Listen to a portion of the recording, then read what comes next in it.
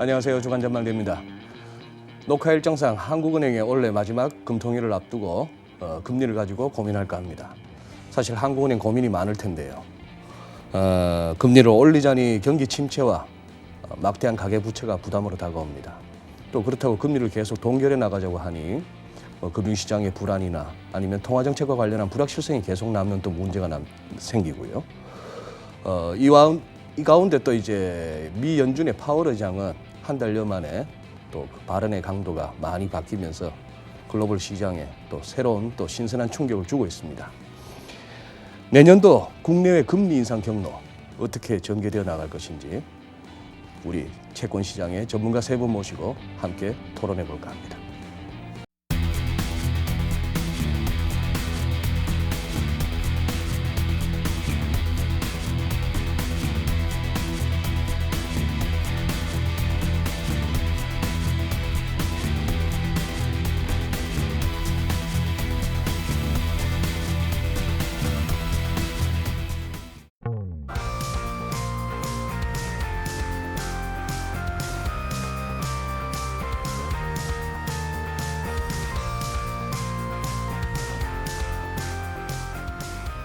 네, 이번 주 주간 전망대 함께해 주실 우리 패널 세 분 소개해 드립니다. KB증권의 김상훈 부장님 나와주셨습니다. 네, 안녕하십니까. 네, 오랜만에 뵙습니다. IBK 연금보험의 박종현 정권운용부장님. 안녕하세요. 네, 안녕하세요. 네, 박 부장님. DB금융투자의 채권전략 파트장이시죠? 우리 문홍철 파트장님. 안녕하십니까. 네, 안녕하세요. 네. 요즘 한참 세 분 다 바쁘실 텐데 지금 한참 시즌 아닙니까? 예, 맞습니다. 예, 오늘 몇 군데 뛰셨습니까? 오늘 세 군데 정도. 네. 우리 박 부장님이야 소위 말하는 졸업했고요. 졸업하셨고 네. 저희도 계속 졸업 못하고서 열심히 뛰고 있습니다. 열심히 뛰고 있어요. 하루에 두세 군데 계속. 하루에 뛰고 두세 군데. 지방도 뛰고 있고요. 지방도 뛰고 네. 있고. 예. 정권 지금 여의도에서 채권 관련해서 내년도 대충 좀 컨센서스가 좀 이루어지나요? 아니면 각자 이렇게 기관마다 좀 다릅니까? 분위기가 컨센서스가 지난해보다는 조금 더 모이는 것 같고요. 모이는 것 같아요. 예. 지난해가 딱 1년 전이죠. 이제 올해 전망했을 때는 일단 그 국내 이제 올해 금리 인상 횟수가 좀 전망들이 달랐고요. 네. 한 번이냐 두 번이냐. 아. 예. 근데 지금은 컨센이 이제 그보다는 조금 더 모여서 내년에 기준금리 동결과 시장금리 하락 전망이 좀 많은 것 같습니다. 예. 내년 가서 더 올리겠느냐 하는 거하고 예. 그리고 시장 금리는 또 하락한다 쪽으로. 예. 이거 문 파트장님, 예. 이거 저 노파심입니다. 예. 제가 예전에 한번 혼돈이 와가지고 우리 시청자 여러분께서 혼돈하실까봐 예. DB금융투자의 DB가 도이치뱅크 아니죠? 어떤 분들은 DGB랑 굉장히 헷갈리시더라고요. DGB 랑. 예, 대구 금융지주, 대구은행. 아. 예, 저희 그건 아니고요. 옛날에 그 동부. 동부의 예, DB. 머리 글자를 땄는데 네. 이제 해석은 하기 나름이니까 저희들은 보통 그거를 회사 그 IR 팀이라고 해야 되나요? 네. 그래서 드림 빅. 아, 예, 크게 크게 꿈꾼다. 꿈꿔라. 예, 크게 꿈을 이런 꾼다. 식으로 풀어내더라고요. 네, 그렇습니다. 저는 처음에 저도 헷갈린 바가 있거든요. 예. 죄송합니다. 자, 죄송하실 건 아니고. 예. 예. 그래요. 우리 파월 회장 얘기 먼저 한번 해봅시다. 최근 들어서 저도 이제 입에 잘 안 붙는 이름이라 가지고 리차드 클라리다 연준 예. 부의장. 클라리다 하다 보니 클났다 이렇게 되는 것 같아가지고 그런 상황인데 거기랑 지난 화요일이었죠. 현지 시간으로 미국 그리고 이어서 수요일 날 또 제롬 파월 의장 두 사람이 연준의 투톱이라 할 수 있는데 연설이 있었고 그것을 또 시장이 국내외 할 것 없이 전부 주목했고 또 미국 시장은 폭발적으로 반응했습니다. 증시가 다우가 600포인트 이상 오르고 그런 상황이었고 금리 조금 떨어지고 달러가 약세로 가고 하는 그런 상황이었는데 먼저 한번 정리를 한번 해봐야 될 것 같습니다. 클라리다 부의장보다도 파월 의장으로 그래도 제일 윗분이니까 그 사람의 메시지가 정확한 거 아니겠어요? 우리 김 부장님부터 해가지고 파월 의장의 메시지 이거 갖고 지금 월가에서도 갑론을박이던데 네, 한번 어떻게 받아들이셨습니까? 일단 아시다시피 이제 한 두 달도 안 됐죠. 이제 보면은 10월 3일인가요? 그날 이제 그 시장이 이제 그쪽 그 미국 시간으로는 10월 예. 2일 네. 예, 그러니까 연설이 있었던 거는 9월 FOMC 점도표를 보고 시장은 좀 비둘기파적으로 해석한 것 같습니다. 일단 2021년 점도표가 20년하고 새로 공개된 21년, 20년하고 같은 수준에 나오면서 그러니까 네. 시장은 뭐 내년 한 후반쯤 가면 이제 끝나가겠구나라고 금리 해석을 인상이? 했는데 예, 그랬었죠. 그랬는데 10월 초에 파월 의장이 아니야 우리 더 계속 갈 거야. 예. 뭐 아직 많이 남았어 이렇게 하니까 시장이 우리 너무 비둘기파적으로 해석했나 보다라면서 이제 그 좀 충격을 받았었죠. 네. 이제 보면. 예. 근데 그 사이에 지금 2달이 안 지났는데 그 2달 사이에 뭐 펀더멘탈이나 미국이 크게 바뀐 게 달라진 게 없지 않습니까? 보면. 네. 근데 어제는 예, 멀리 있다고 하셨는데 2달 사이에 바로 밑으로 다가왔다라고 말씀하셔서 좀 약간 당황했고요, 저는요 개인적으로. 개인적으로. 예, 그 2달 사이에 그걸 뭐가 달라져서 이분을 그렇게 바꾸게 했을까? 음. 아무리 생각해봐도 말씀드린 것처럼 뭐 펀더멘탈이 그 사이에 크게 바뀐 거 없고 무역 네. 분쟁 크게 뭐 달라진 거 없고 가장 달라진 거는 트럼프 대통령의 발언이 좀 많아졌다는 거. 트위터가 바빴죠. 예, 예. 아, 그렇습니다. 그래요. 지금 이제 김 부장님께서 우리 시청자 여러분들이 다 뭐 주지하시리라 싶어서 이제 간략하게 말씀하셨는데 좀 멀리 있다. 이 말씀이 연준의 정책 금리가 예. 이른바 중립 금리에 예. 아직 한참 못 미친다는 그 예. 발언이었죠. 10월 달에. 그렇죠. 중립금리 3.0에 예, 그런 상황이었는데 박 부장님 한번 여쭤볼게요. 네. 소위 말하는 그 뉴트럴 레이트, 중립 금리. 이거 정의가 어떻게 됩니까? 뭐 중립금리라 하면 말 그대로 경기에 네. 부담을 주지도 않고 경기에 부담을 주지 그렇다고 해서 경기 부양적이지도 않고 음. 말 그대로 이제 중립적인 그런 상황에 놓여져 있는 금리를 지금 얘기하는데요. 네. 근데 사실 그 이제 파월 의장의 발언에 대해서 지금 상당히 우리가 크게 반응을 했는데 그 원문을 보게 되면은 크게 달라진 건 없어요. 그러니까 어떻게 얘기를 했냐면 10월 달에는 뭐라고 했냐면 a long way from neutral 이랬습니다. 그러니까 중립금리를 점으로 두고 그거에 비해서는 아직도 갈 길이 멀다라고 얘기를 했고요. 최근에는 이제 뭐라고 얘기했냐면 just below a range of 뭐 neutral 이런 거예요. 예. 그러니까 broad range of neutral입니다. 네. 그러니까 그 연준 위원들이 점도표를 이렇게 찍잖아요. 그러면 그 롱텀 레이트를 거의 이제 중립금리 수준으로 보는데 그 롱텀 레이트의 중앙점을 보게 되면 그게 한 3.0 정도 됩니다. 3% 정도. 그렇죠. 그러니까 그거에 점으로 놓고 보면은 지금 2.25니까 아직 갈 길이 멀죠.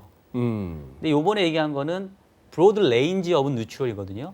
근데 그게 소위 말하는 2.5에서 3.5 사이다 이런 아니요, 거 그게 아니에요? 아니라 그 각 위원들이 중립금리로 추정하는 레인지가 있을 거 추정하는 아니에요. 레인지가 그러니까 점도표도 보면은 하나로 찍히는 게 아니라 그러니까 다양하게 다른 네. 위원들이 이제 점도표로 찍어 놓은 거에 우리는 이제 그 중앙값을 쓰거든요. 네, 네. 그 중앙치가 3.0인 거고 어떤 사람은 뭐 3.5라고 생각하는 사람도 있고 어떤 사람은 뭐 2.5라고 생각하는 사람도 있고 그런 레인지가 있는데 그런 브로드한 이 중립금리에 대한 어떤 여러 연준 위원들의 추정적인 중립금리 수준의 하단에 바로 밑에 있다. 그러니까 제가 생각하기에는 사실은 똑같은 얘기를 한 거예요. 네. 점으로 볼 거냐, 레인지로 볼 거냐인데 네. 일단은 그 시장에서는 반응이 컸던 게 이 저스트 빌로우라는 얘기가 all long way보다는 왠지 금리 인상이 거의 끝나가는 것처럼 받아들여질 수밖에 없기 때문에 상당히 이제 시장은 크게 반응했던 것 같고요. 네. 앞서 얘기했던 것처럼 이제 하지만 디테일하게 들어가 보면 여전히 중립금리 수준을 한 3%로 보고 있고 이 중립금리 3%의 위아래 레인지가 상당히 넓은 거를 감안해 보면 지금 2.25가 그거에 뭐 바로 아래에 있다. 이게 제가 봤을 때는 중립금리 수준에 대한 기본적인 개념이나 컨셉이 바뀐 걸로 생각되지는 않아요. 다만 이제 톤 자체가 조금은 바뀐 부분이 의미가 있었지 않았을까. 그래서 좀 구분이 필요하다 이런 얘기를 하고 싶습니다. 지금 우리 박 부장님 설명대로라면은 그러면 어제 뉴욕 증시는 뉴욕 시장은 왜 그렇게 호들갑을 떨었습니까? 이제 해석의 문제가 좀 해석의 문제. 있겠는데요. 사실 최근 한 두 달이라고 봐야 되겠죠. 왜냐하면 네, 네. 10월 3일부터 이제 파월 의장이 말을 좀 매파적으로 해석을 하게 시장이 얘기를 했기 때문에 이제 두 달이라고 봐야 될 것 같은데 그 두 달 사이에 상당히 큰 변화가 있었습니다. 주가가 폭락했지 않습니까? 이렇게 큰 변화가 있었는데 당연히 네. 톤이나 이 말이 바뀔 수밖에 없을 거라고 저는 보고요. 네. 사실 이제 금융시장에 계신 분들이나 네. 이 경제 분석 혹은 연준이나 뭐 우리나라도 똑같은데 네. 한국은행을 해석하시는 분들이 좀 다 아는데 얘기를 안 하는 게 있습니다. 뭐요? 그게 뭐냐면 네. 이건 다 알아요. 근데 그냥 제가 그냥 까발리면 음. 미국 연준은 음. 주식시장 디펜던트고요. 우리나라 한국은행은 부동산 디펜던트입니다. 이건 솔직히 뭐 아무도 얘기하지 않지만 다 알고 있는 거 아닙니까? 또 오늘 또 날것으로 가는 분위기네요. 좋아요, 제가, 좋아요, 제가 좋아요. 뭐 톤도 조절 좀 하겠지만 좋습니다. 미국- 이런 미국- 분위기 좋아요. 좋죠. 미국 연준이 원래 이제 주식시장이 한번 폭락하면 과거에도 2014년이었나요? 한번 10월이었던 것 같은데 그때도 한번 금융시장이 이제 변동성이 커지면 나와가지고 말을 바꾸는 경우가 굉장히 많습니다. 그리고 한 20명 가까이 되는 연준 인사들이 있기 때문에 네. 그 인사들 사이에서 오늘은 네가 가서 얘기하고 뭐 좀 갑자기 날 있지만 야 제가 사고 쳤으니까 오늘은 부의장이 가가지고 좀 수습하고 이러면서 역할 분담이 좀 있는 것 같고 뭐 저는 그런 과정에서 이제 사고는 이제 파월 의장이 10월 초에 쳤으니까 네. 이제 클라리다 부의장이 나와서 주가가 이렇게 폭락한 거에 대한 일종의 이제 수습성 발언을 최근에 좀 한 것 같고요. 그 파월 의장도 사실 약간 뭐랄까요, 좀 부끄러움이 좀 많은 사람인지 클라리다 의장 나오기 전에, 그러니까 지금으로 치면은 한 2주 전이었던 것 같습니다. 그때 한번 비슷하게 얘기를 하긴 했어요. 그때 이제 나왔던 비유가 그 뭐 가구가 많은 암실의 비유가 이제 암실 비유? 나왔었습니다. 네. 이제 가구가 많은데 안 보이니까 깜깜한 방에. 천천히 가서 이렇게 더듬더듬 하면서 가야 되지 않습니까? 그러니까 기준금리 인상도 이제 그런 식으로 가야 된다. 근데 그때는 사람들이 별로 이 말에 집중 안 했어요. 왜냐하면 이미 사고를 친 사람이 그렇게 얘기를 하니까 뭐 사람들은 파월은 무서운 사람 이러고 있었는데 이제 그 바로 다음 날이었던 것 같은데 이제 클라리다 의장이 지지난주에 나와서 좀 완화적인 얘기를 하니까 뭔가 좀 기조가 바뀌었나? 그게 아마 CNBC 인터뷰로 기억하는데. 맞습니다. 예. 네. 그러다가 이제 이번 주에 파월 의장이 그냥 아주 쐐기를 박았죠. 그래서 이제 해석의 여지가 좀 다를 수는 있겠지만 저희나 같은 약간 이 금융시장에 있는 사람들은 좀 조울증이 있지 않습니까? 조울증이요. 예. 조울증 있는 사람 입장에서는 얘가 말을 조금만 바꿔도 이제 민감하게 받아들이기 때문에 뭐 주식시장의 폭락에 대해서는 분명히 반응을 했다고 봅니다. 우리 문파트장도 화끈하셔. 금융시장에 있는 사람들은 조울증이 있다. 네. 예. 아니 그러면은 우리 세 분 다 어떻게 보면은 패드 워치신데, 예? 제가 갖고 있는 의문 하나. 지난 10월달에 그러면은 파월 의장이 이른바 10월 증시 급락의 빌미를 제공했다는 그 발언. 연준의 정책 금리가 중립 금리 한참 못 미친다. 그걸 좀 지나칠 수도 있다. 뭐 그런 얘기를 했었는데 파월 의장이 연준 이사로 짬밥이 얼마입니까? 경력이. 그리고 그 사람도 뭐 그냥 아무것도 모르는 사람도 스랑케 3년이면 풍월인데 그 연준을 그렇게 오래 있었으면서 자기가 그렇게 발언했을 때 시장이 증시가 그렇게 깊은 조정으로 사실 뭐 좀 부러진다는 느낌이 들 정도의 그런 어떤 충격을 받을 것이다. 모르고 했을까요? 저는 그렇게 안 보이는데 어떻게 보십니까? 심지어 오늘 보니까 기사 중에 속죄는 리포트에 그렇게 썼어요. 옐런 처음에 취임 초에 했던 것처럼 이것도 약간 루키의 실수다 하는데 쟤는 그렇게 보기에는 파월 회장이 몰랐을까? 뭔가 의도가 있지는 않았을까? 10월 달 발언은. 저는 개인적으로 그분은 연준에서 근무를 꽤 하셨지만은 어쨌든 그 베이스가 경제나 시장 쪽이 아니시잖아요. 법 네. 쪽이시잖아요. 네. 이제 보면. 네.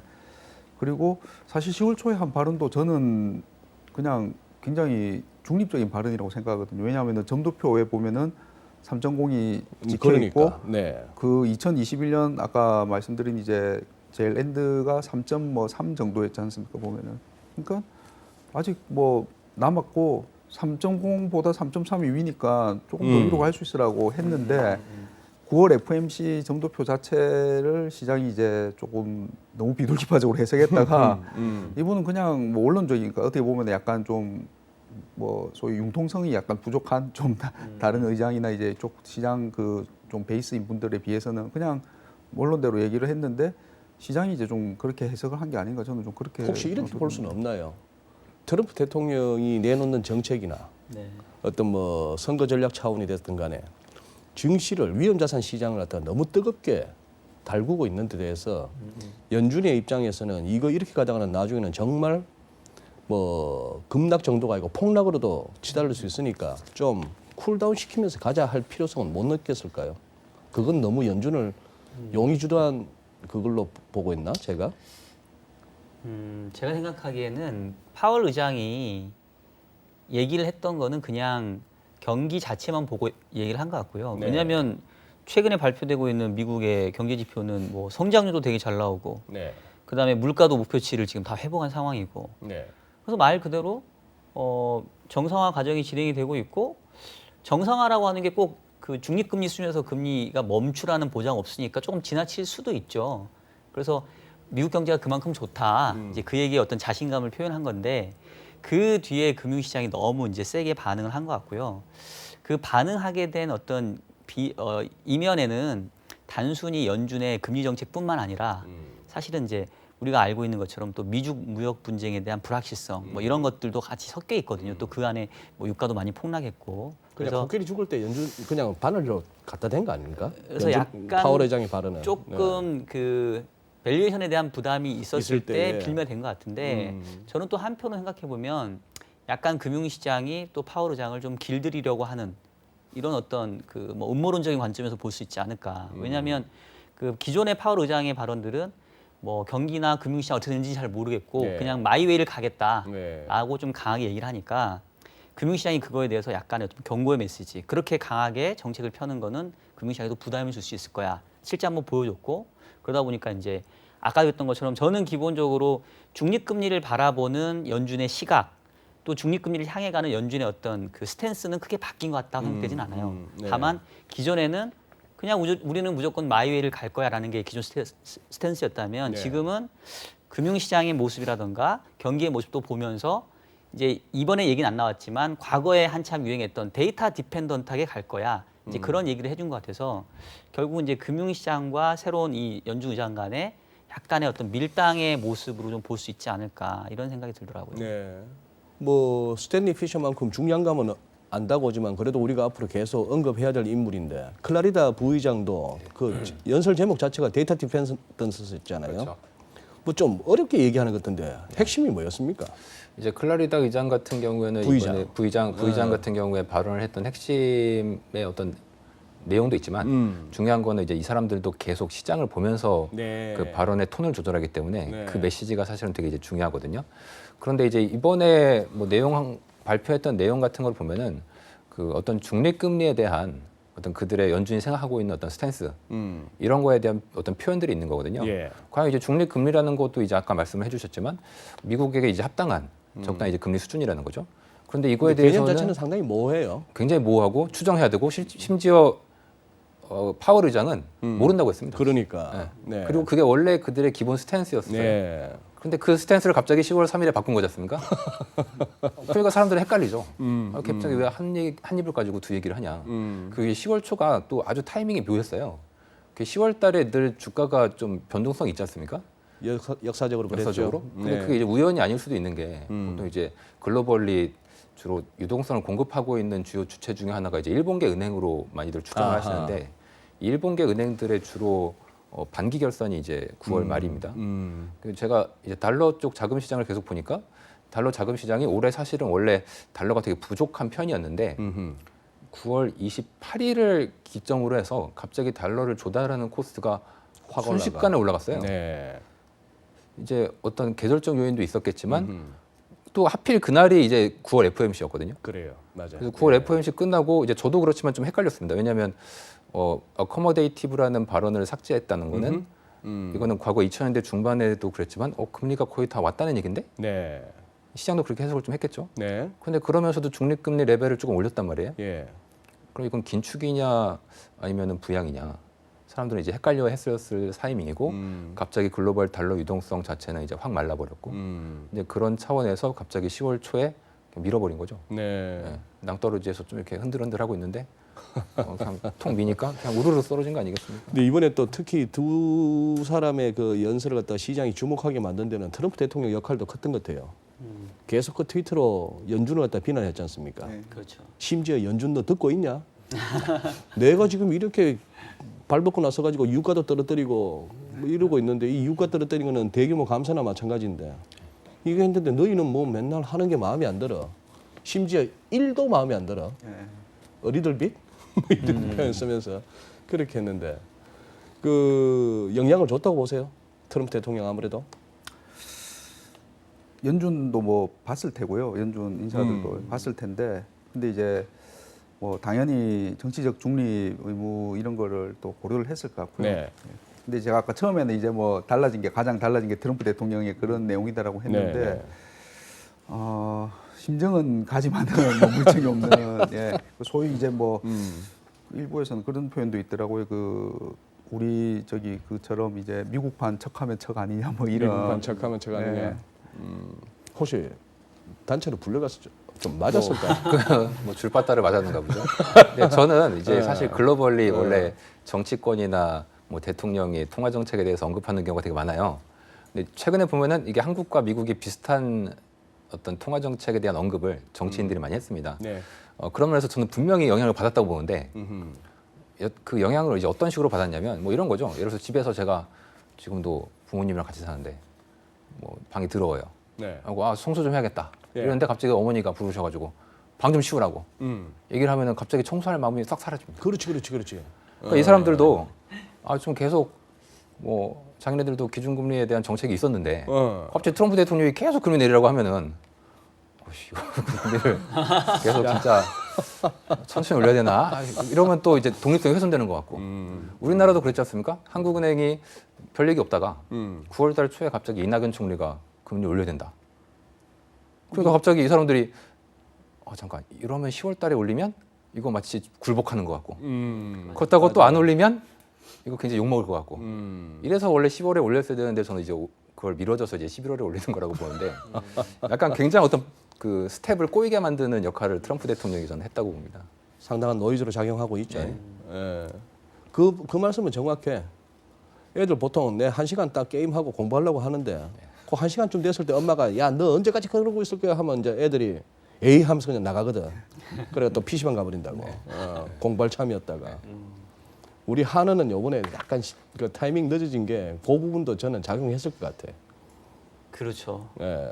그러니까 사실 제가 지난번에도 몇 번 말씀드렸는데 이전에는 제가 한은을 되게 많이 좀 이렇게 저격 아닌 저격을 좀 했었는데 올해 한국은행의 통화 정책이 꼬인 가장 1등 공신은 지금 좀 위험해지는데 저 또 현 정부의 정책이 어떤 초기에 조금 어떤 경기에 부담을 주고 있는 것들이 분명히 작용을 하는 것 같고요.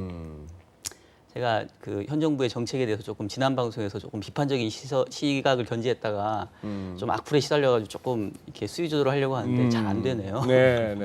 그러니까 결국은 하는 입장에서는 작년 11월에 금리 인상하고 원래 상반기 정도의 금리 인상을 하려던 계획이었을 거예요. 그랬을 것 같아요. 근데 이제 갑자기 뭐 여러 가지 급격한 노동 비용 상승으로 인해서 국내 고용 지표가 망가지기 시작을 하고 국내 경제하고 해외 경제하고 디커플링 되기 시작하면서 하는 입장에서는 금리 인상을 하기에는 국내 경제 펀더멘털이 너무 약해진 거죠.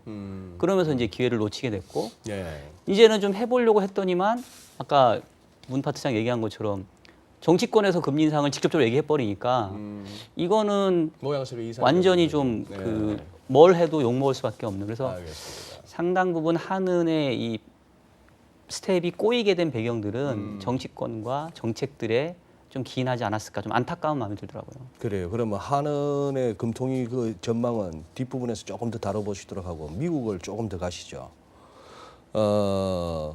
우선 그렇다면은 지금 뭐 딱히 제롬 파월 의장이 한 달여 만에 이렇게 말이 저 정도로 아까 말씀하신 대로 그냥 이렇게 중립금리라고 생각되어지는 추정되어지는 거기에 중간값에서는 한참이지만 그 레인지의 하단에는 just below 그렇죠. 거의 다 왔다라는 표현이나 이 표현이나 저 표현이 다 다를 바가 없는데 그렇다면은 지금 현재까지 제시된 점도표 여전히 유효하다고 봐야 되나요? 아니면 이제 결국 12월 FOMC에서 한번 뭔가 좀 변화가 가해질 가능성도 염두에 두십니까? 일단 저부터 말씀드리면 네. 그러니까 지금 제시된 점도표는 어디까지나 최근에 입수된 정보를 바탕으로 한 거고요. 향후에 그 점도표가 지켜질지는 경기 전망이 예정대로 가느냐 안 가느냐에 달려 있겠죠. 그게 소위 말하는 데이터 디펜던트. 그렇죠. 네. 그러니까 우리 그 기억을 해보면 금리 인상 처음 시작된 게 미국이 2015년 12월인가 그랬잖아요. 그래요.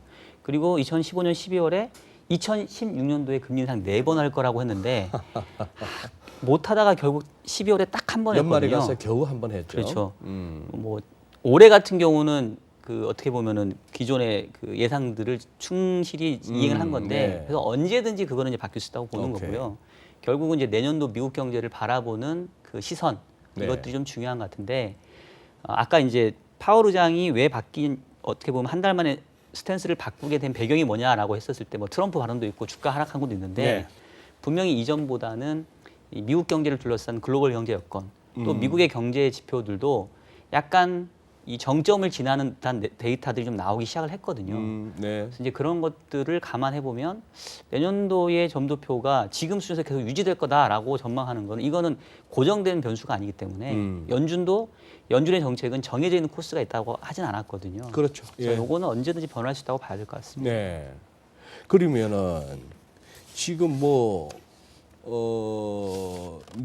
지금 11월 FOMC 의사로 뭐 평상시 같으면 의사로 공개를 갖다가 주목합니다만 뭐 저렇게 두 양반 저렇게 연설 다 했으면은 이번에 FOMC 의사록이 시장에 영향을 미치기는 좀 그렇다고 봐야 되고 조금 이 부분이 궁금해서 한번 우리 한번 짚고 가시죠.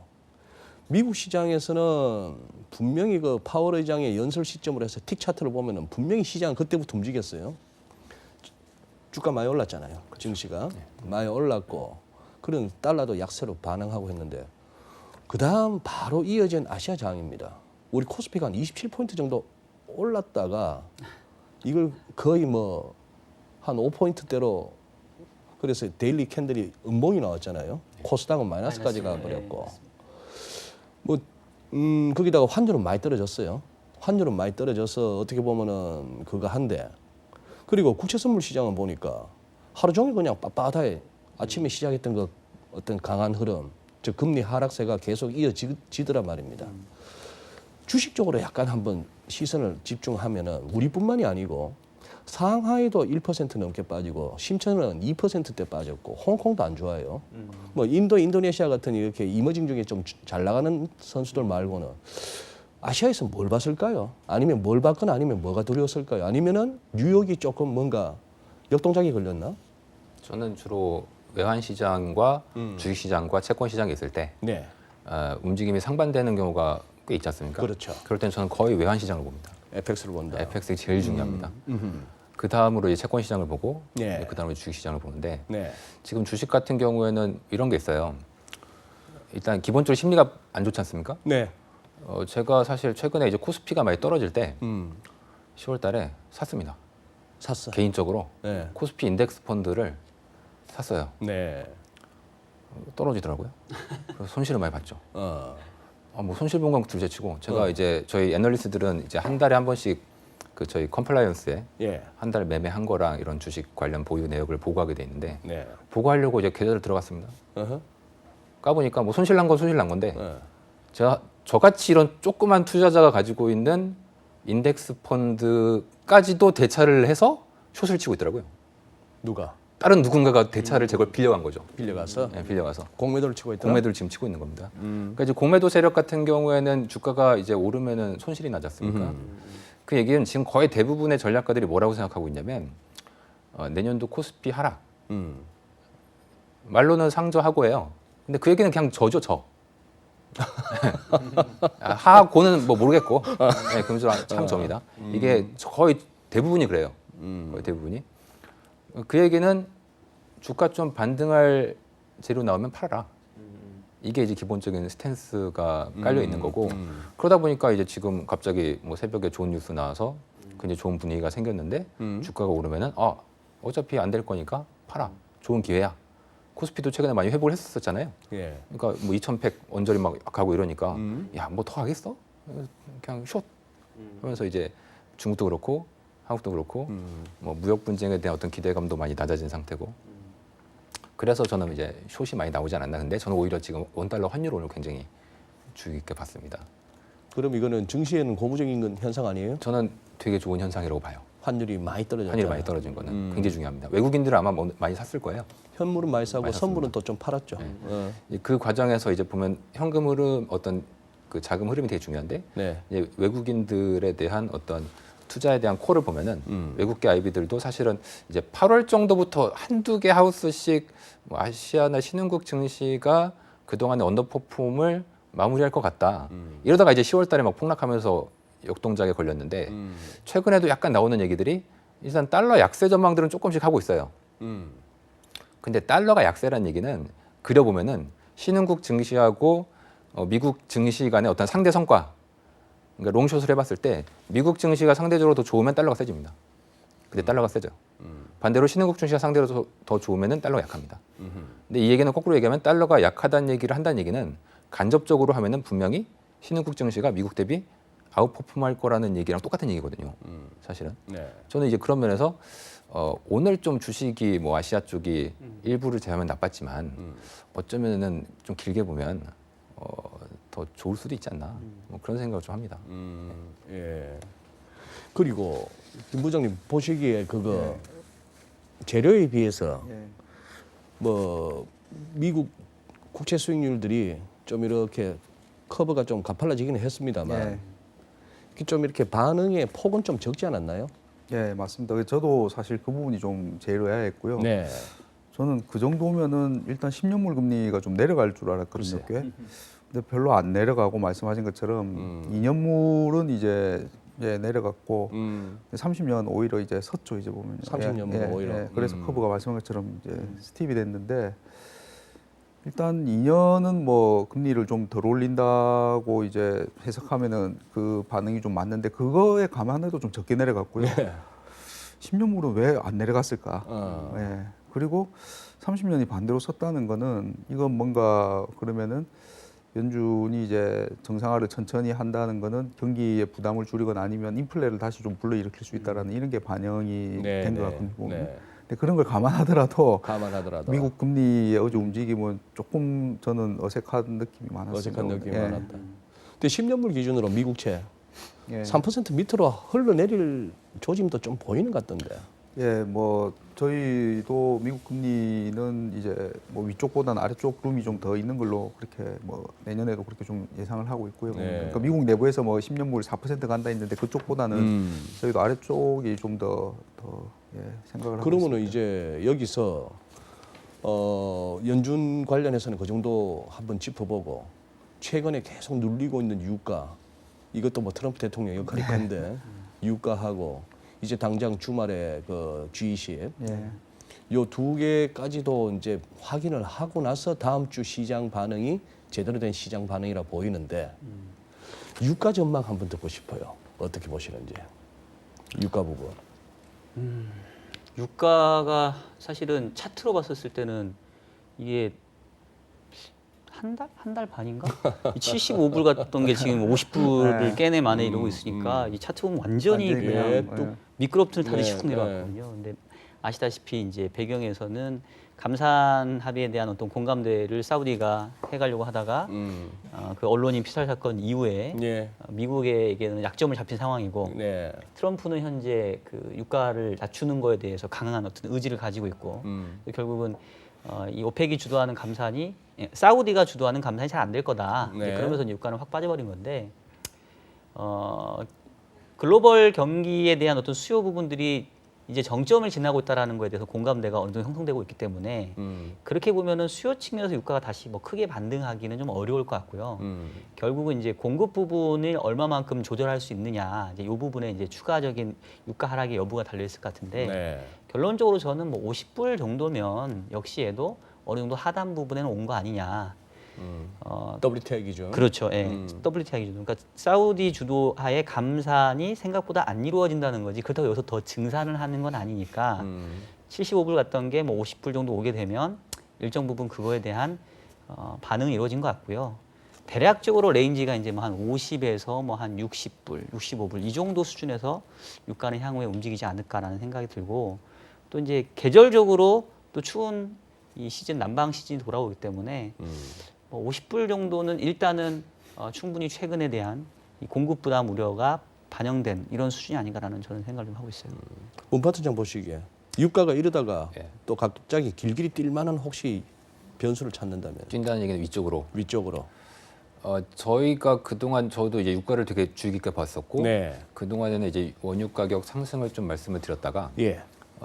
요즘은 이제 오히려 캡이 있다고 말씀을 드리는 와중이었는데 그러다 이제 유가가 급락을 네. 했습니다. 그러니까 저희가 이제 왜 그때 그렇게 말씀을 드렸냐면 최근에 유가가 올랐을 때를 기준으로 말씀드리면 왜 올랐냐? 저는 사실상 왜 오르고 왜 떨어졌냐의 가장 큰 트리거나 원인은 수요보다는 저는 공급 쪽에서 잡고 네. 그 공급 중에서도 쉐일을 저희가 주로 말씀을 드려요. 그럼 쉐일 중에서도 뭐냐? 이제 지금 쉐일 지역들의 재고가 많이 쌓여 있었습니다. 과거에 유가가 많이 오를 때 이제 재고가 많이 쌓여 있는데 얘네들을 이제 운송하기가 되게 어려우니까 이 운송 설비들을 많이 만들었던 거고 네. 이 인프라 투자가 많이 있었지만 인프라가 완성되려면은 적어도 내년 한 중순 이상은 돼야 나올 거다.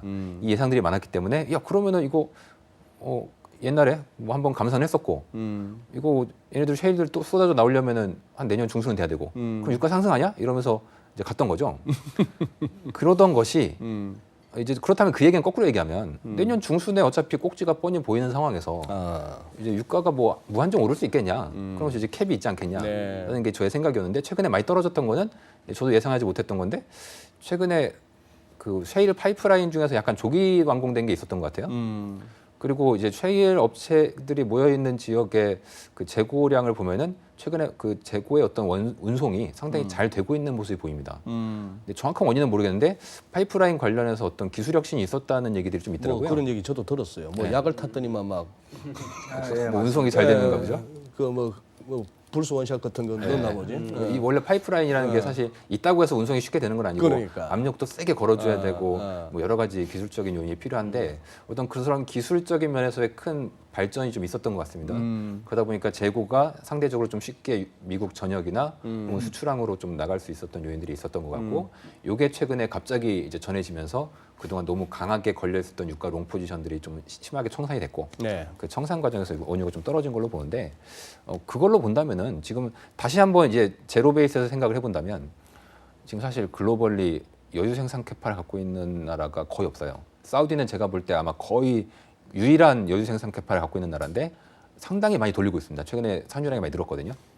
감사는 쉬워도 지금 증사는 증사는 사실 쉽지 여력이 않습니다. 그렇게 많지 않다네. 네. 이제 그렇게 본다면 상하단이 굉장히 막혀 있는 원유 시장의 흐름을 볼 수 있는 거고 그렇다면 오히려 지금 한 50불대 초반 정도면은 거의 하단 정도로 보는 게 맞지 않나?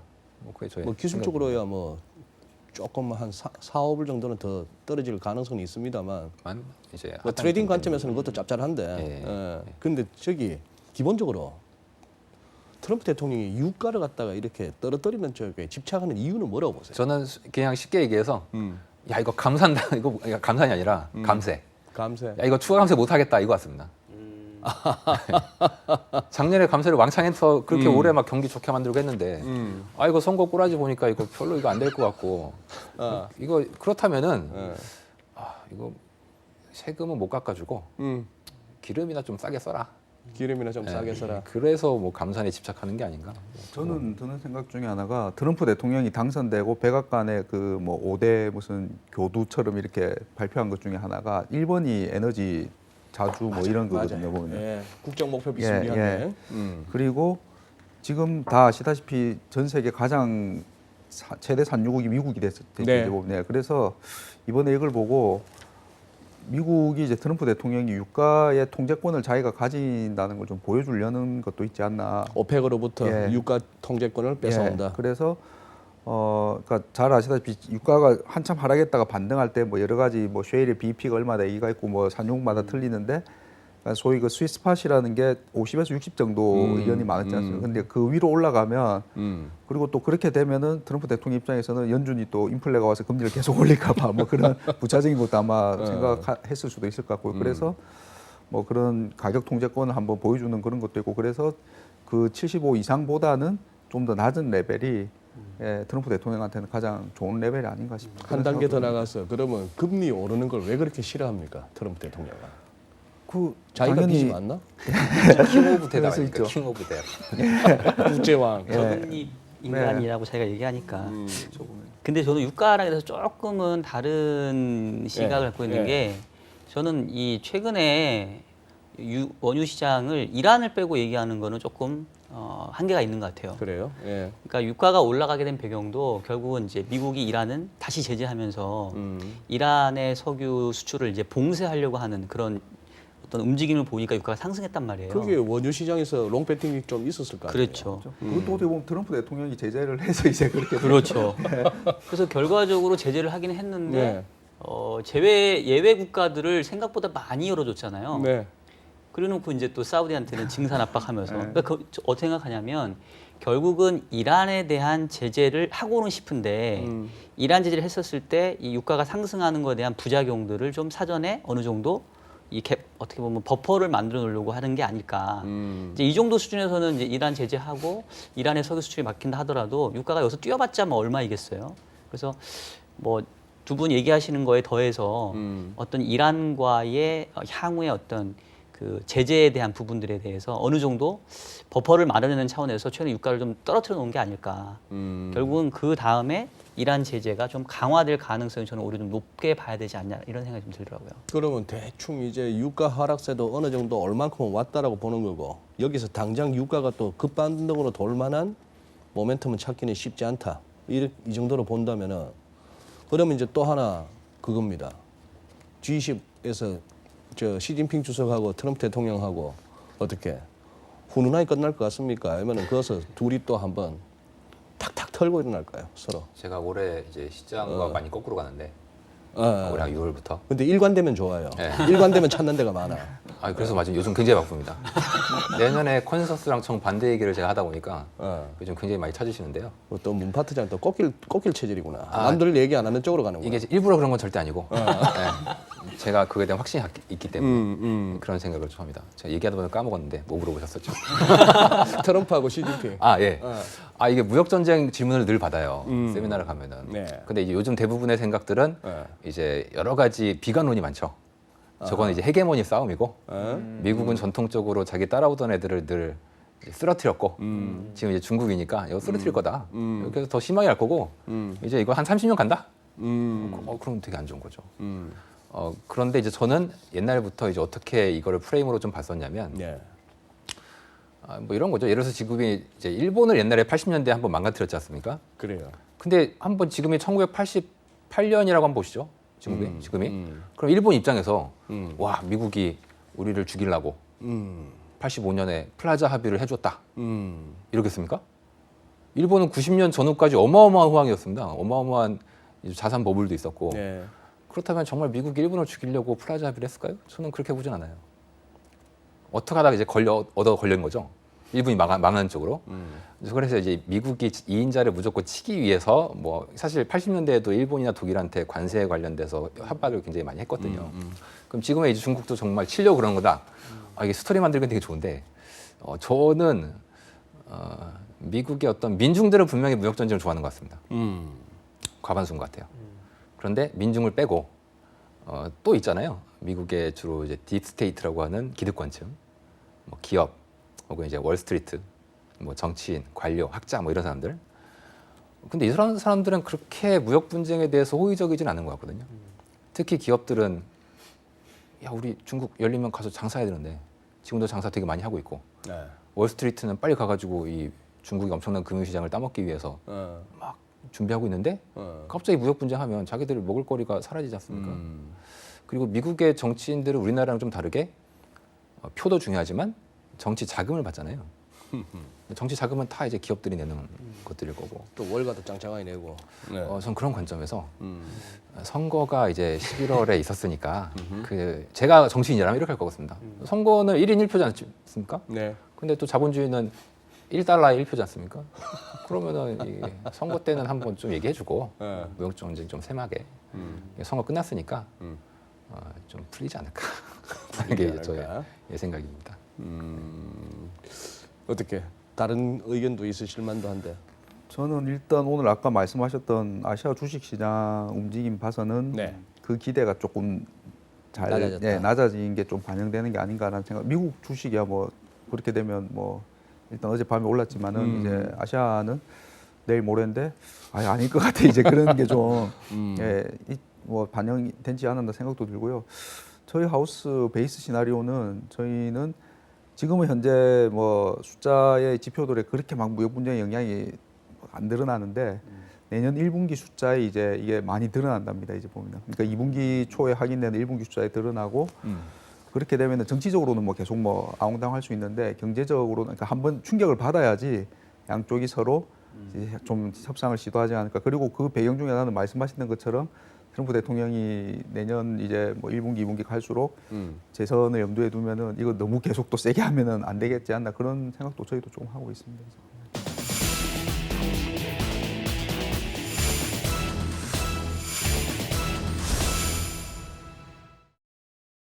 지금 이 와중에 자동차 관세를 갖다가 언급하거든요. 트럼프 대통령이. 예. 그래서 독일 쪽은 약간 지금 약간 맞습니다. 예. 두려워하는 분위기고. 뭐 요즘 이렇게 국제 정세까지 논하자면 이건 참 머리가 아프고 뭐 한두 시간 토론거리가 아닌데 EU하고도 투닥투닥거리고. 네.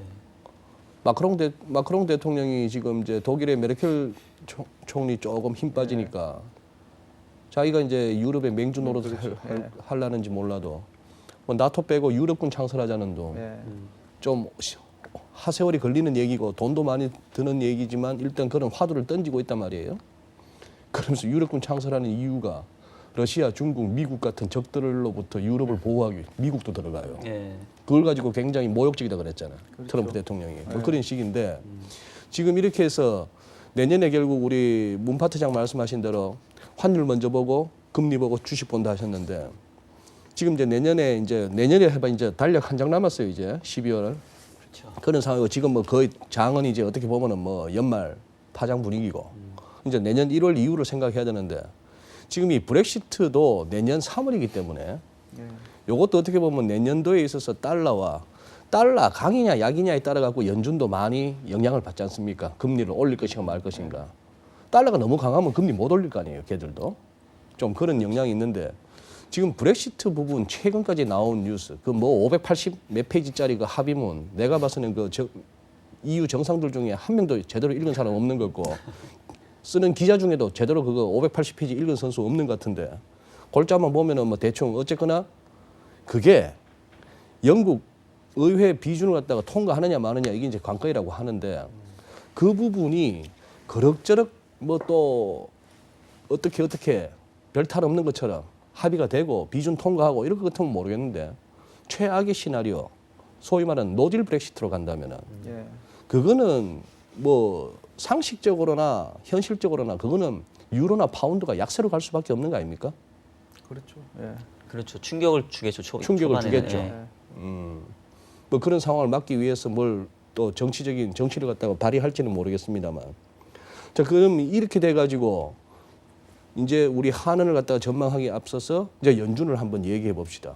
지금 이런 식으로 왔고 시장은 아까 우리 박 부장님 말씀하신 대로 그나마 점도표로 제시해온 경로를 갖다가 그나마 착실하게 밟은 게 금년이에요. 그죠? 네. 그럼에도 불구하고 내년 이후로 제시하고 있는 점도표를 또 시장은 또 안 믿고 있잖아요. 그렇죠. 그게 지금 시장에 나타나고 있는 채권 시장에서의 그 네. 수익률 같은 걸 보면은 그걸 점도표를 온전히 믿지는 네. 않는다는 거 아닙니까? 그렇죠.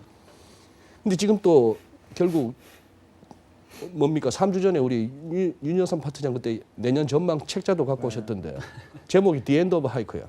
내년에 대충 금리 인상 끝? 뭐 이런 식으로 지금 그게 지금 컨센서스죠. 어떻습니까? 그러니까 내년이 지금 점도표는 3번 이상으로 돼 있고 네. 그 다음에 한 번 돼 있는데 말씀하신 것처럼 내년 3번 하고 3번 아니다랑 지금 싸우고 있는 거죠. 2020년 솔직히 모르겠고 그때까지는. 예. 예. 그럼 꽃길 가는 우리 DB에서는 저희는 12월 올리고 내년 한 번 그리고 완전히 끝. 완전히 끝. 예. 저희는 12월 인상하고 내년 2번 그리고 완전히 끝. 그럼 운영 어떻게 하실래요? 뭐 운영은 또 그 전망하고도 다르니까 저희는 그때 좋아 보이는 거 하면 되니까. 그러면 개인적으로 전망은 기본적으로 기준금리에 대한 전망은 같아요. 그러니까 12월은 지금 뭐 인상을 안 할 이유가 없고. 안 올리면 더 이상한 거 아닙니까? 그렇죠. 안 올리면 이제 뭔가 오히려 그게 서프라이즈예요. 연준이 예. 경기에 대해서 상당히 뭔가 이상한 걸 걱정하는 봤다. 단계로 왔다라고 생각하기 때문에 그건 쇼크가 될 거고요. 내년에 횟수가 중요한데 저도 한 번 정도 그러니까 왜냐하면 지금 이제 기준금리가 2.25이기 때문에 한 번 올리면 2.5고 한 번 네. 더 올리면 2.75거든요. 네. 그럼 대략 그 중립금리가 지금 뭐 한 3%라고 얘기하니까 근접한 수준이고 거기까지는 뭐 중립금리까지 딱 찍을 것 같지는 않고 그래서 저희도 지금부터 2번 정도 더 보고 있는 상황이고요.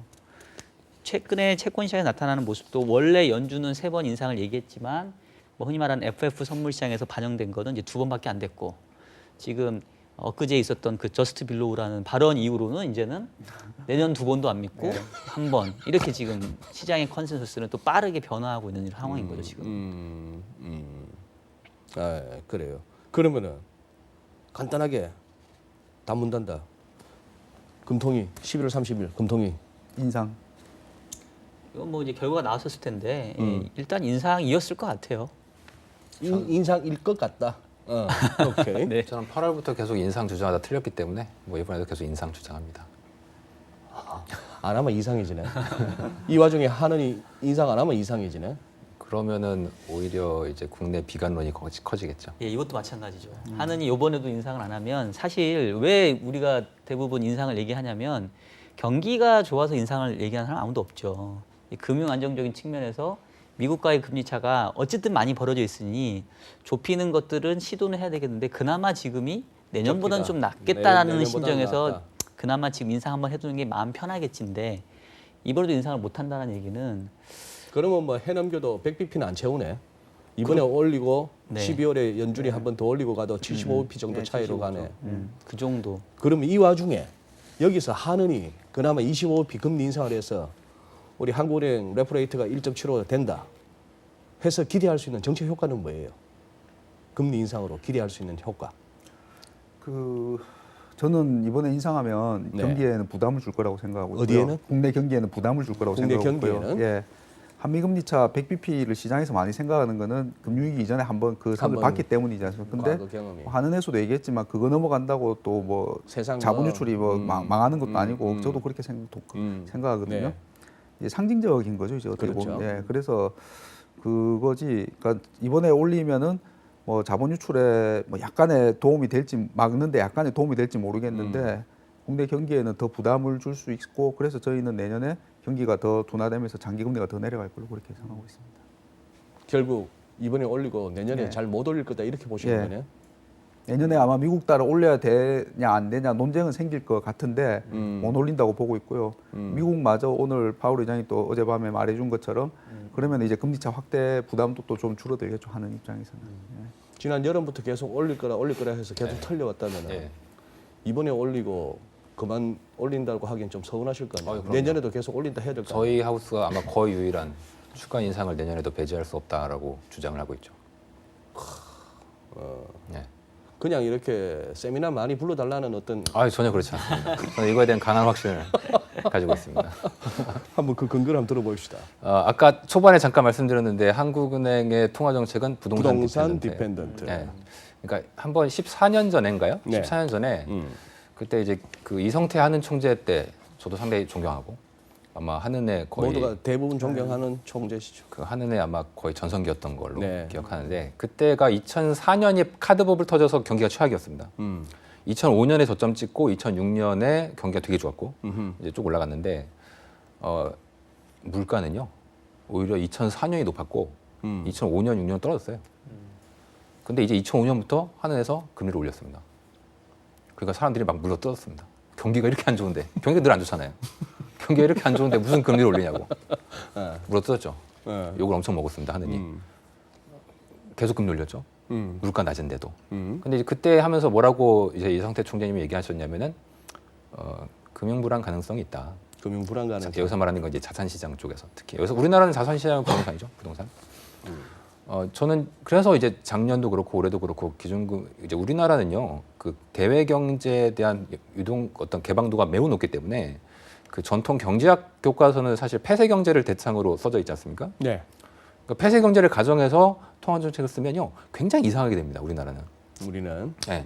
경제는 늘 안 좋고 물가는 환율에 의해서 굉장히 왔다 갔다 하기 때문에 그러면 통화 정책을 도대체 한번 그려보시면은 경제학 교과서에는 물가는 경기 좋아지면 물가 오르고 그럼 금리 올린다. 그럼 한번 경기랑 물가를 한번 그려보세요. 같이 똑같이 안 갑니다. 오히려 반대로 가는 경우도 있고 우리나라가 특히 네, 그런데 저는 그런 면에서 부동산 디펜던트라는 게 이게 사파적인 주장이 아니고 오히려 더 맞다. 저는 그렇게 이제 말씀을 좀 드리는 면에서 부동산을 보는데 우리나라 부동산이 저는 요즘 좀 말씀이 좀 조심스러워요 제가. 왜냐하면 이제 부동산에 대해서 가치 전망을 하면은 이게 또 다들 부동산 포지션이 다 있으시기 때문에 네. 포지션도 있지만 또 정부에서도 굉장히 신경을 많이 쓰지 않습니까? 그래요. 그래서 제가 이제 부동산 가격이 오른다는 말씀을 좀 드리기가 조심스러운데 전 좀 오른다고 봅니다. 부동산은? 네, 네. 왜 오르냐? 아니 뭐 부동산 전문가들은 다들 뭐 수급, 규제 이런 거 얘기해서 다 떨어진다고 보고 있어요. 지금 거의 한 90% 이상 대부분의 전문가들은 부동산 하락을 보고 있는데 부동산 하락의 요인, 뭐 금리 올리니까 규제. 그럴 거면 작년에 떨어졌어야죠, 사실은. 근데 작년에 오히려 부동산이 되게 뜨거웠지 않습니까? 올해는 오히려 좀 조용하고. 저는 내년에 이제 핵심은 그것도 달러 가치로 보고 뜨거운 있습니다. 데만 뜨겁지. 아 예, 그게 뜨거운 게 보통 지방 부동산은 좀 차가운 편이고 광주, 대구 빼면은 그리고 이제 서울 같은 경우가 좀 뜨거웠었죠. 이제 부동산을 분석할 때 저는 굉장히 달러 가치를 되게 보는데 달러 같이. 한번 달러하고 부동산 강남 음. 가격하고 그려 보면 굉장히 똑같이 갑니다. 달러하고 달러가 약할 때 부동산이 오릅니다. 달러 약할 때 부동산이 오른다. 그게 왜 그러냐면 음. 달러랑 도대체 부동산이 무슨 상관이야? 이럴 수도 있지 않습니까? 근데 이제 차근차근 생각해 보면 네. 달러가 약하다는 의미는 네. 글로벌 유동성이 풀린다는 의미고 그 얘기고. 우리나라는 대외 경제 개방도가 실물은 수출 그리고 금융시장도 굉장히 개방돼 있고 그래서 그 영향을 받기 때문에 돈이 오면 결국 우리나라에서 이게 주식으로 가겠습니까? 보통 채권 아니면 부동산인데 지금 이제 채권으로 와 있죠. 저는 내년에 약달러를 되게 강하게 보고 있기 때문에 그럼 아마 내년에 돈 풀리고 그 돈이 다시 부동산으로 갈 수 있다. 그러면 금리 인상 이런 쪽으로 저희가 보고 있습니다. 굉장히 소수 의견입니다. 그러니까 뭐 닭이 먼저냐 달걀이 먼저냐일 수도 있고, 그러니까 그때 사실 이제 문파트장이랑 그거에 대해서 한번 또 얘기를 한 적이 있었는데, 그러니까 그거 같아요. 그러니까 환율 달러의 가치를 원인으로 볼 거냐, 결과로 볼 거냐, 이거에 따라서 사실 반대 해석도 가능하거든요. 네. 그래서 뭐 금리 인상 내년에 할 수는 있죠. 근데 최근에 전반적인 부동산 시장 분위기는 특히 이제 9.13 대책 이후에 예. 지난번에 있었던 대책은 사실 조금은 약했고 이번 대책은 뭐 세금 강화됐고 또 대출 규제도 강화된 부분들이 분명히 좀 영향을 좀 주고는 있는 것 같아요. 그래서 금리를 인상한다고 하면은 뭐 다른 요인들을 찾을 수 있겠지만 부동산이 내년에 뜨거워져서 그것 때문에 금리 인상한다? 이거는 사실 저도 그랬으면 좋겠습니다. 어쨌든 저도 자가주택이 있는 상황에서. 근데 저는 조금은 생각이 조금 다른 상황이고요. 그러면 우리 문파트장의 달러 약세 전망에 대해서는 동의하시나요? 아니면 조금 다른 생각이 있으신가요? 그러니까 달러에 대한 생각도 제가 기본적으로 달러를 보는 그 어떤 저의 컨셉은 네. 일종의 그 달러 스마일 이론이에요. 달러 스마일? 예, 그 달러화의 어떤 그 움직임 봤었을 때 달러는 극단적인 상황에서만 강세를 보입니다. 어떤 극단적인 상황이냐면 미국 경제가 매우 극단적으로 강할 때하고 미국 경제가 매우 극단적으로 안 좋을 때 달러화는 강세를 보여요. 후자의 경우가 2008년 같은 경우. 그렇죠. 미국 경제가 좋다면 그 자체로 달러화가 강세인 거고 미국 경제가 안 좋을 때는 미국 경제가 안 좋은데 세계 경제 좋은 데가 어디 있겠어요. 그렇겠어요. 경기 박살나기 때문에 결국은 이 세이프 헤븐으로의 어떤 그 자금의 이동 때문에 네. 안전자산 때문에 달러가 강해지거든요. 네. 나머지 기관들은 뭐냐면 그냥 쏘쏘. 미국 나머지 경제도 기관들은 좋고 뭐 쏘쏘. 다른 나라와 큰 차이가 없을 때 그때는 이제 달러화가 대체로 약세입니다. 그래서 달러화가 약할 때 경제가 좋다라는 건 뭐냐면 아까 얘기했던 것처럼 그냥 쏘쏘하고 미국 경제도 고만고만하고 다른 나라도 고만고만했었을 때 그때는 이제 달러화가 약세고 그때는 이제 평온한 시기이기 때문에 경기도 상대적으로 좋을 때가 많아요. 네.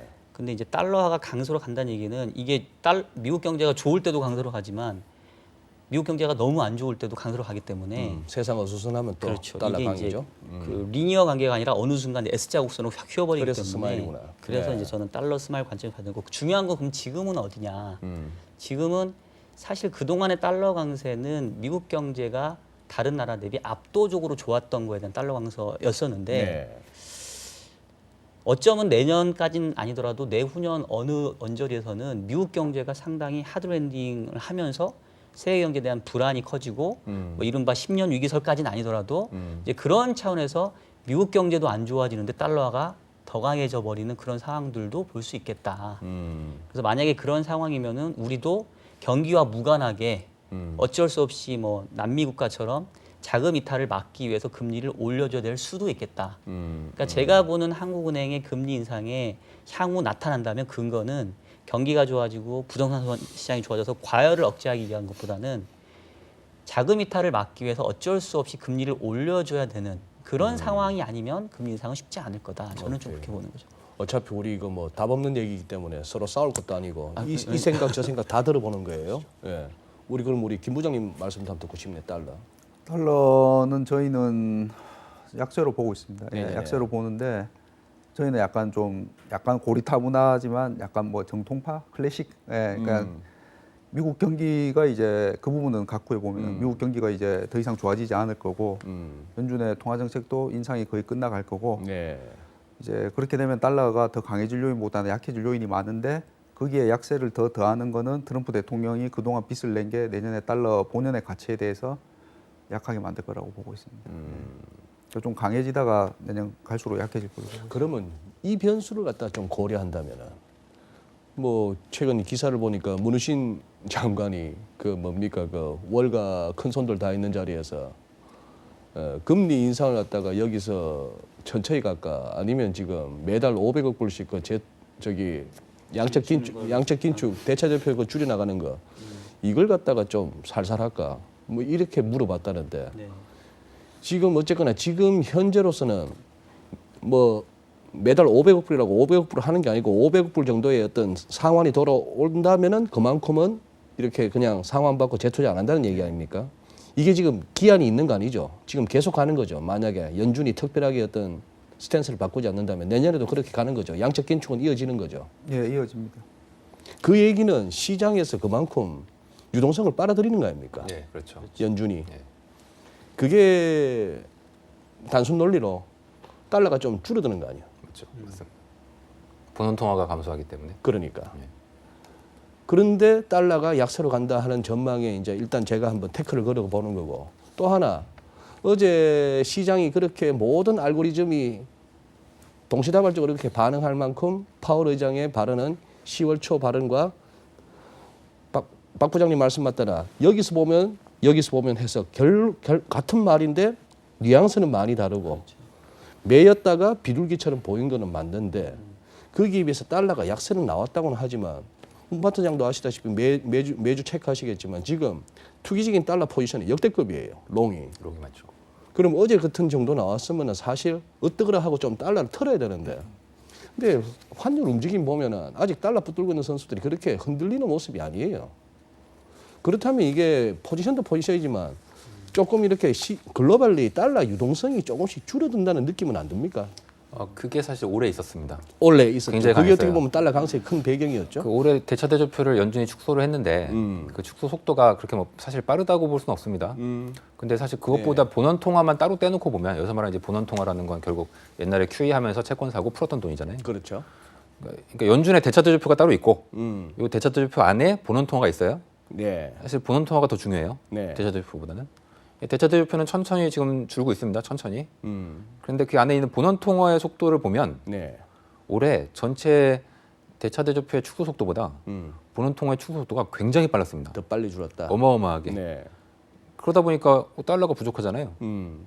그러니까 올해 달러가 세졌는데 이거는 이 본원 통화의 감소는 사실 연준이 의도한 건 아니고 그 우리나라도 그렇지만 정부는 중앙은행에게 계좌가 있거든요. 네. 현금 계좌가 있는데 올해 미국 재무부가 연초부터 살림살이를 계약해 보니까 트럼프가 이거 감세를 왕창 해줘가지고 돈이 안 들어와요. 근데 쓸 돈은 또 왕창 많아. 특히 연초에 많습니다. 보통 어느 나라나 연초에 이제 정부 지출이 많고 네. 미국은 아마 연초에 또 이제 세금 환급이 있어요. 네. 그게 지금 현재 얼마나 그 연준에 쌓여 있냐면 약 4천억 달러가 좀 안 되게 그 재무부가 돈을 쌓고 있습니다. 많이 들고 있더라고. 이 4천억 달러라는 게 연준 대차대조표 전체가 4조 달러가 원저리가 되기 때문에 10%예요. 네. 그러니까 올해 사실 통화 정책은 연준이 했다기보다는 재무부가 있네. 재무부가 했다고 보는 게 맞고 이제 저는 뭐 음모론을 말씀 안 드리겠지만 재무부가 이런 식으로 달러를 시장에서 혹 빨아갔기 때문에 중국이나 신흥국들이 굉장히 힘들었던 겁니다. 근데 이거는 사실 기조적으로 그렇게 갈 건 아니고 중앙 정부가 굳이 자기가 현금을 많이 갖고 있을 리는 없잖아요. 그러니까요. 연초에 이걸 다 이제 쏟아낼 건데 내년에. 그 연초에 쏟아내면은 이제 중앙은행의 대체도표 축소 속도보다는 이 쏟아내는 게 훨씬 많다는 거죠. 네. 훨씬 이걸 왕창 쏟아내면 또 달러가 뭐 글로벌에 또 넘쳐가지고 또 흥청망청하지 않겠습니까? 그러면 갑자기 사람들의 생각이 혹 바뀔 수가 있습니다. 그럼 또 제뉴얼 이펙트 얘기 나오겠네. 그런 얘기가 이제 증시에서. 분명히 나올 가능성이 있고 그리고 이번에 이제 통화정책 관련해서 그 연준에서 나왔던 얘기들 중에 하나가 자기들이 현재 하고 있는 통화정책의 프레임 이제 대표적으로 양적 긴축, 네. 뭐 점도표 뭐 이런 거에 대해서 내년 중순에 재검토한다는 얘기가 있었습니다. 완전히 이걸 재검토한다는 얘기를 거꾸로 생각하면 내년 중수이라면 한 드라기가 6월 뭐 드라기가 예, 말했는 여름이죠. 뭐 대충 막 예. 드라기는 이제 가을이라고 내년 얘기를 했었고 여름까지는 없다 예. 했으니까. 연준은 이제 그 6월 중순 정도니까 아마 6월 정도 될 것 같아요. 네. 그럼 그때 가서 재검토한다는 얘기는 아마 양적 긴축에 대한 재검토를 할 것 같고 그때쯤 되면 연준의 대차대표가 한 3.3 지금 4조 달러니까 뭐 3.5조 달러에서 4조 달러 사이 언저리 가 있을 거거든요. 근데 그걸 생각한다면은 이제 자기네들 미국도 뭐 투자자들한테 물어봤을 때 연준의 대차대표가 어느 정도가 적당한 것 같아요? 라고 물어보면 글쎄 한 3.5조 달러 아닐까요? 이런 얘기가 많이 나옵니다. 그리고 이제 분명히 얘기를 했을 때 예전으로 회귀하지는 않는다고 했습니다. 네. 그렇다면은 적어도 통화정책의 방향성을 생각할 때 이 긴축은 지금 강하게 했지만 오히려 내년도를 본다면은 달러가 정반대로 좀 풀릴 가능성을 오히려 저희들은 염두에 둬야 된다고 저도 보고 있죠. 그 얘기는 어느 정도 동의를 하는 게 그 QT를 큐티를. 한 게 올해 또 많이 한 이유가 그 국채랑 MBS 돌아오는 스케줄을 보면은 올해 엄청 많이 돌아오거든요. 보면. 네. 그러니까 이제 이렇게 해주면서 캡을 씌워가지고 했고 내년이나 그 20년 이후 가면은 별로 안 돌아오거든요. 이제 보면 그러니까 더 그렇게 할 그리 뭐 필요가 500억 불 카지만 예. 500억 불만큼 할 게 없다. 예, 내년 이후는. 예. 그렇다면 혹시 내년 3월쯤으로 돌아오는 그 지금은 연방정부 부채 한도 얘기 없잖아요. 그게 지금 뭐 내년 3월까지 지금 일시적으로 그거 신경 쓰지 말고 가자고 의회에서 합의가 된 거 아닙니까? 됐는데 저는 요번에 이제 한 가지 변수가 양원이 분리가 됐잖아요. 그러니까. 상원이 분리가 예. 돼서 또 싸울 것 같습니다. 내년 2분기에 또 싸우면서 예, 어. 뭐 또 셧다운 한이 많이 하면서 그건 또 한번 이슈는 될 것 같아요. 셧다운을 겁을 안 내는 것 같아 트럼프 대통령은. 자기가 오히려 그렇죠. 트위터로 막 겁을 주잖아. 네. 나 이러면 우리 한다 이러면서. 예. 그래요. 대충 막 다뤄볼 거 다 다뤄본 것 같습니다. 그러면은 항상 제가 또 남은 시간 이렇게 주간 전망대 이렇게 또 출혈을 갖다가 앞두시면은 나름대로 생각을 정리하신 게 있으시고 오늘 주제와 관련해서 준비하신 뭐 컨텐츠가 있을 텐데 우리 김상훈 부장님부터 해서 마지막 멘트 한 번씩 듣고 마무리하겠습니다. 예, 오늘 주제가 이제 금통이니까는요. 네. 예, 뭐 이제 아마 방송 나갈 때는 결정이 돼 있을 텐데 뭐 저희는 아까 말씀드린 것처럼 인상을 예상은 하고 있는데 그러니까 한국은행 목표가 두 가지지 않습니까? 물가 안정하고 금융 안정. 네. 저희는 이제 이번에는 금융 안정을 이제 근거로 금리를 인상했는데 내년에 하반기는 솔직히 잘 모르겠고요. 네, 이제 상반기에는 원래는 이제 물가 안정, 경기랑 금융 안정 때문에 한번 그러니까 그거죠. 미국 따라서 올려야 되느냐. 근데 우리 경기는 중국에 영향을 받으니까 만약에 무역 분쟁에서 크게 해결이 안 되면 중국 따라서 더 나빠지고 그래서 그게 싸우는 특히 상반기가 되지 않을까라는 게 저희 예상입니다. 네. 박 부장님. 뭐 통화 정책에 대해서는 내년도에는 큰 이슈가 될 것 같지는 않아요. 그러니까 뭐 엔드 오브 하이크 뭐 그런 리포트 나왔다고 하는데 결국은 이제 그동안의 금리 인상 사이클이 어느 정도 중반부로 왔다라는 생각은 했고 이게 이제 언제 끝날 거라는 생각을 했었는데 대략적으로 뭐 2019년도 언저리 아니겠느냐라는 어느 정도 컨센서스가 좀 모이는 것 같아서 네. 올 한 해는 그러니까 이제 투자를 하는 입장에서 통화 정책이 상당히 주요한 변수였다고 한다면 내년도는 통화 정책의 어떤 그 중요도는 상대적으로 좀 떨어질 것 같고요. 결과적으로 아까 뭐 이제 달러 자금이 뭐 줄어드냐 안 줄어드냐 했는데 총량적인 측면에서는 분명히 이제 줄어들고 있는 거는 사실인 것 같아요. 그러니까 네. 예전에 비해서. 네. 그러면 결국은 이제 한정된 그 유동성을 어디에 투자하는 게 좋을 거냐의 어떤 우선순위의 문제가 고민이 될 것 같아요. 그렇죠. 그러니까 옛날에는 뭐 주식에 투자해도 돈이 남고 채권에 투자해도 돈 남고 부동산도 어지간하면 남고 남았죠. 예 그래서 뭐 서로가 뭐 그냥 어디 더 하냐 덜 하냐의 문제였는데 지금 이제 내년도에는 내가 확실하게 롱숏을 좀 가려야 되는 그런 상황이 좀 되지 않을까라는 생각이 들고요. 경기적인 측면에서는 제가 이렇게 내년도 전망들을 애널리스트 분들 이렇게 다 들어보면 네. 아까 이제 우리 부장님도 얘기하셨지만 사실 좀 전망이 좀 모이고 있어요. 모이고 있다. 예, 그러니까 금리를 약간 좀 아래쪽으로 보고 주식은 또 대부분 또 자신 없어 하고. 근데 이제 또 운영하는 입장에서 이렇게 가만히 보면 또 이렇게 사람들의 생각이 이렇게 모이게 되면 그러한 컨센서스가 이미 또 가격에 반영되어 있고 또 그런 것들이 수급에 반영되어 있는 경우가 많아서 저희 이제 내년도에 그 투자 운영 계획을 생각하면서 펀더멘탈이라든가 경기를 둘러싼 여건들은 분명히 주식보다는 채권, 즉 위험자산보다는 안전자산이 유리한 환경처럼 보이는데 너무들 다들 비슷한 생각을 하고 있고 또 최근에 가격 변수들이 이미 주식은 싸졌고 채권은 비싸졌기 때문에 운용하는 입장에서 상당히 지금 곤혹스러운 거고 고맙스럽네요. 약간 지금은 논리라기보다는 동물적인 감각 이런 걸 보면 왠지 내년도는 밸류에이션 측면만 봤었을 때는 안전자산보다는 위험자산의 기대순위 그래도 조금은 높아지지 않을까 뭐 이런 생각이 조금 들더라고요. 그래요. 네, 우리 부장님 덕분에 좀 힘을 얻었습니다.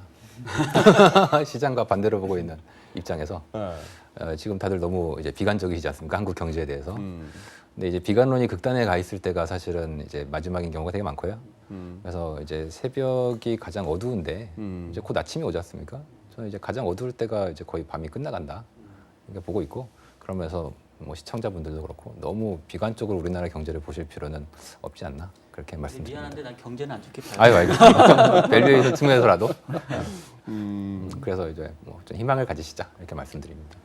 그 그냥 사족처럼 한마디만 드리면 네. 부장님 말씀하시니까 뭐 생각나는 게 물론 뭐 전 세계 자산이 다 그렇지는 않겠지만은 지금 이제 올해가 마무리되는 시점에서 뭐 나오는 얘기 중에 하나가 올해가 아마 이제 자산 배분 측면에서 뭐 주요 큰 자산들만 군 위주로 봤을 때 올해 특별히 수익이 난 자산이 별로 없는 한 해인 것 특별히 같더라고요. 수익이 난 쪽이. 전 자산이 거의 마이너스에 가까운. 맞아요.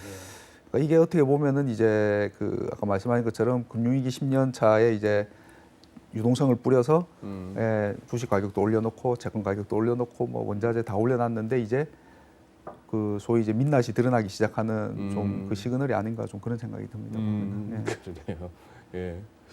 어쨌거나 뭐 마지막 이렇게 멘트들을 듣다 보니까 그런 생각이 듭니다. 어쨌거나 컨센서스가 쏠린다는 거는 그거는 어떻게 보면은 운영하시는 또 투자하시는 분들에게 있어서는 그것을 갖다 무조건 쫓아간다는 것은 상당한 리스크가 있는 거. 아까 그 말씀이 상당히 공감이 되네요. 그 컨센서스만큼 지금 이미 시장이 프라이싱 돼 있는 거 아닌가 하는 그 생각도 들고. 그다음에 우리 문파트장님 말씀 듣는 중에는 한여름에는 5시 한여름에는 한 4시 반쯤이 가장 어둡고 이제 곧 새벽이에요. 근데 지금 한겨울에는 한 6시 반에도 컴컴해. 그래서 그 지금이 새벽인지 한밤중인지는 뭐 조금씩 이렇게 각자 처한 상황이나 또 경기관에 따라서 좀 다를 수도 있겠다는 생각을 해봅니다. 예. 오늘 이렇게 또 세 분 귀한 말씀 또 인사이트 나눠주셔서 감사하고 다음 주에 또 더 알찬 방송으로 준비해 보겠습니다. 고맙습니다.